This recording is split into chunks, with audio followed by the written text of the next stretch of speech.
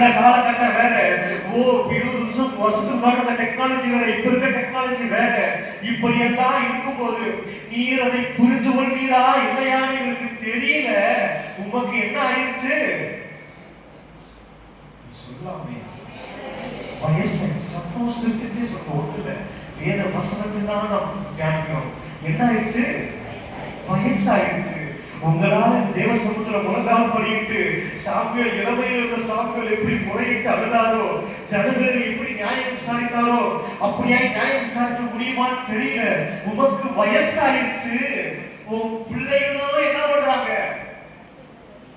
ஆண்டவர் விருப்பம் இல்லாம தான் நடக்கிறாங்க. அதுல கரெக்டா இருக்கிறாங்க ஜனங்கள். ஆனால் எங்களை நியாயம் விசாரிக்கிறதுக்கு என்ன செய்ய வேண்டுமா? ஆகையால் நாங்கள் சகல ஜாதிகளுக்குள்ளும் இருக்கும்படி.